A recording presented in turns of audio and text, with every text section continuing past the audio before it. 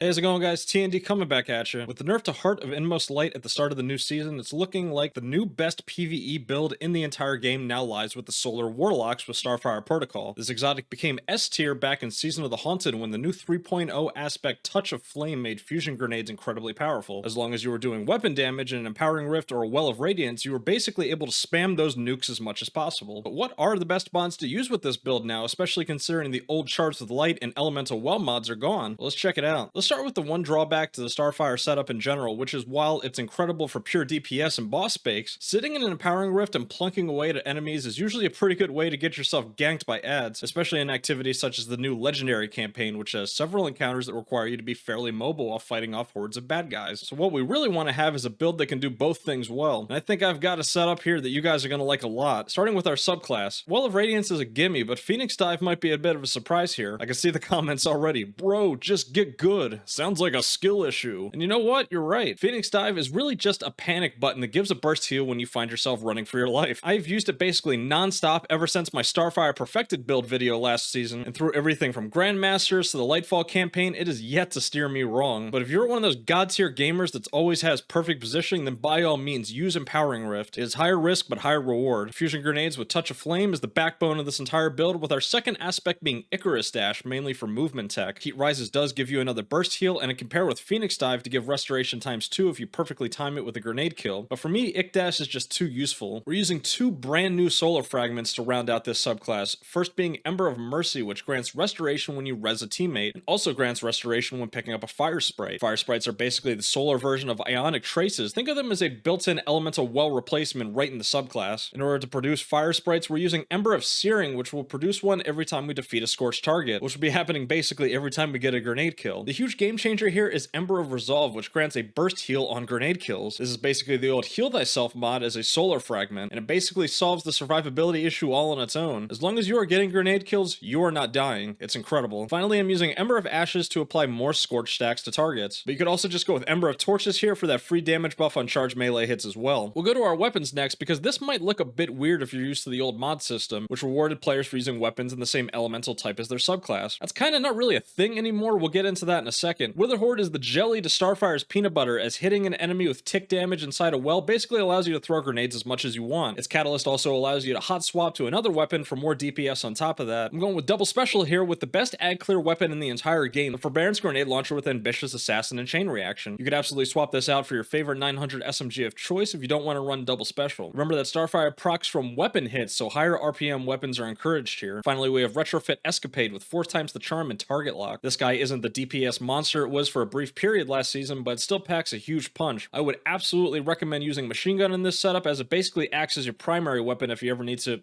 actually shoot something in an encounter. But why am I using a Void Machine Gun, you might ask? Well, that brings us to this season's artifacts, which almost seems designed to make Starfire even better. The second column has mods that reduce the cost for solar, void, and grenade-based mods. To go along with that, we have Solar Surge, which grants us an armor charge upon picking up a Fire Sprite. Right below that is Volatile Flow, which will give our retrofit volatile rounds every time we pick up an Orb of Power. You'll see in a second, but we'll be picking up many orbs with this build. If you want to see the whole mod setup, here it is. I'm guessing most folks will turn away from the video here, so feel free to like and subscribe to the channel if you want to see more guides and build videos like this one. It's greatly appreciated. Onto the mods, which again are totally revamped with this expansion. Ashes to Assets ×2 for more super energy on grenade kills, as well as Arc Siphon on orbs on rapid kills with our Forbearance. Feel free to swap this to whatever your main ad clear weapons damage type is if you're using something different. Onto our gloves, we have 1 bolstering detonation, as well as 2 copies of Firepower, which grants orbs on grenade final blows. I'm guessing you're starting to notice a bit of a pattern here. Onto our chest, we have Void Reserves for more machine gun ammo, as well as Charged Up to give us an extra armor charge slot. To go with that, I have Stacks on Stacks to give us extra armor charge on orb pickup, as well as Void Scavenger and Recuperation for a little extra healing. A class item has Double Bomber, as well as Special Finisher, which consumes 3 armor charge stacks. If you don't care about special ammo, just run 3 bombers and call it a day. The gameplay loop here is pretty similar to as before. If you have your well, pop it and get a Witherhoard ticking on something as fast as possible so you can start spamming grenades. Grenade kills generate orbs. Forbearance kills generate orbs. Grenade kills give super energy. Your well will come back much faster than you think, I promise. In those moments where you don't have your super, you still have great mobility with Icarus Dash and Phoenix Dive when needed. Remember, every orb pickup also gives volatile rounds for even more ad clearing potential. There's just so much power in this setup, it's tough to recommend any other build for endgame type activities, to be honest. It's got the best super in the game, the best exotic armor piece, and a new mod setup that allows those two to be the very best versions of themselves. yourselves. I'm gonna have a hard time taking this thing off for the next few months, that's for damn sure. Let me know in the comments, what are you running with your Starfire Protocol builds? And am I a coward for not running Empowering Rift? Make sure to subscribe to the channel to catch all of my latest Destiny 2 content, and I will catch you guys in the next one. Happy hunting, Guardians.